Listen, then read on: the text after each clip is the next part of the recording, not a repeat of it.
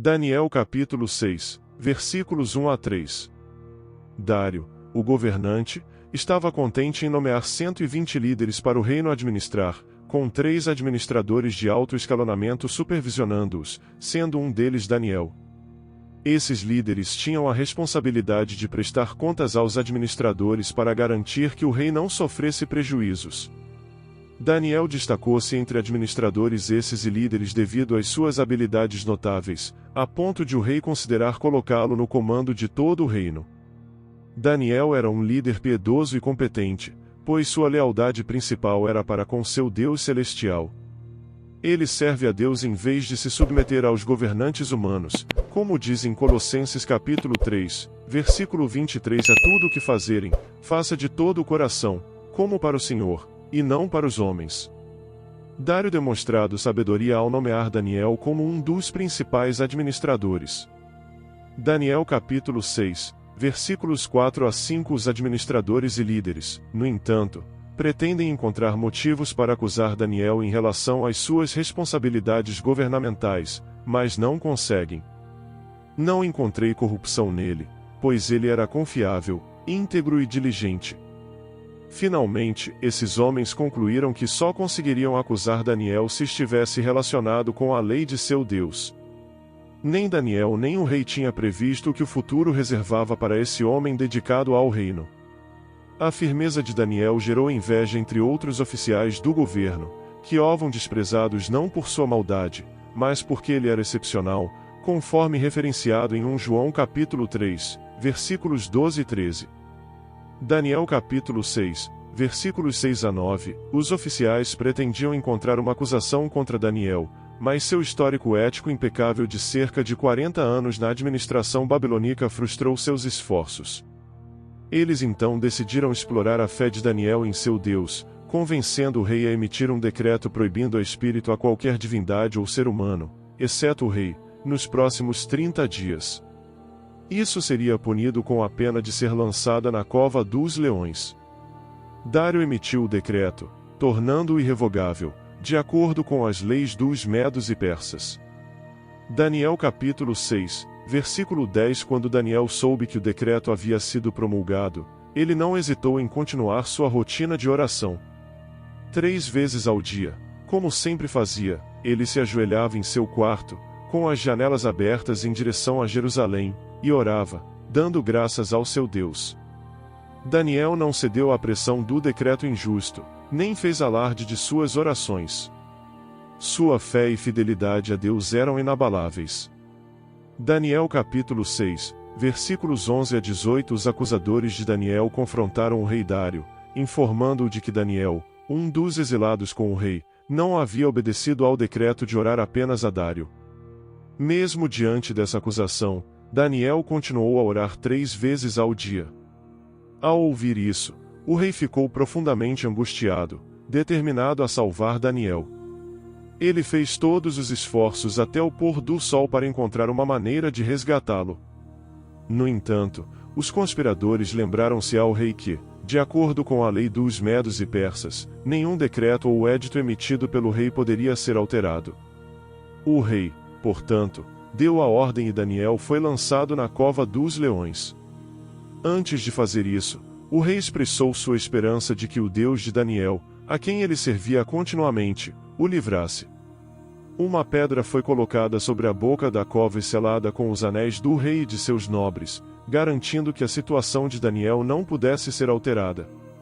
O rei voltou ao palácio, passando a noite em jejum e sem entretenimento, incapaz de dormir devido à angústia. Daniel capítulo 6, versículos 19 a 22. Os conspiradores eram covardes, mas tinham a lei dos medos e persas a seu favor.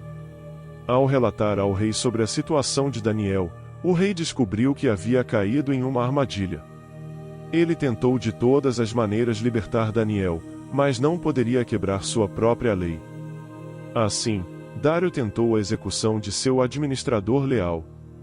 No entanto, como Nabucodonosor antes dele, Dário conheceu o Deus verdadeiro e expressou sua esperança de que ele libertasse Daniel. Daniel capítulo 6, versículos 23 a 28. Ao amanhecer, o rei Dário correu para a cova dos leões, esperando Daniel com angústia em sua voz. Ele se apresentou a Daniel como a servo do Deus vivo e expressou a esperança de que o Deus de Daniel o tivesse livrado dos leões. A resposta de Daniel foi de rompimento, afirmando que Deus havia enviado seu anjo para fechar a boca dos leões, pois ele era inocente aos olhos de Deus e do rei. Dário foi radiante com a sobrevivência de Daniel e conheceu a grandeza do Deus de Daniel. O rei deu ordens para tirar Daniel da cova, e ao fazê-lo, nenhuma ferida foi encontrada nele, pois ele havia confiado em seu Deus. Por ordem do rei, os homens que foram acusados falsamente de Daniel foram lançados na cova dos leões junto com suas esposas e filhos. Antes mesmo de chegarem ao fundo da cova, os leões os dominaram, quebrando todos os seus ossos. Dário então emitiu um decreto que foi enviado a todas as nações, povos e línguas, declarando a grandeza do Deus de Daniel e que todos deveriam temer e reverenciar esse Deus vivo. Daniel capítulo 6, versículo 28 ao 7. No final deste episódio, o rei Dário emitiu uma proclamação em que ordenava que em todas as partes do seu reino, as pessoas deveriam temer e reverenciar o Deus de Daniel.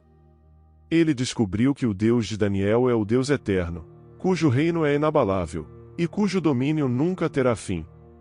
Este Deus resgata, salva e realiza sinais e maravilhas nos céus e na terra, como demonstrado ao resgatar Daniel do poder dos leões.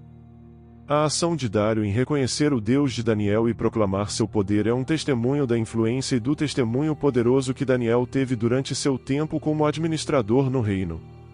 Dário ficou aliviado por ter retirado Daniel da cova dos leões e descontado sua raiva no homem que havia falsamente implicado Daniel. A execução desse homem foi uma manifestação da retribuição monárquica comum naquele período.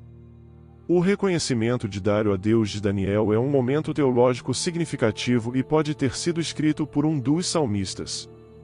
Esse governante gentil, assim como Nabucodonosor antes dele, louvou o Deus vivo que resgata e livra, e cujo reino é eterno.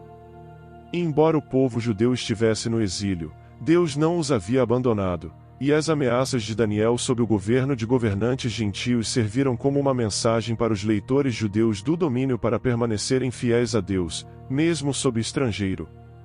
Além disso, podemos extrair várias lições-chave da vida de Daniel. Daniel priorizou Deus como o centro de sua vida e rotina diária.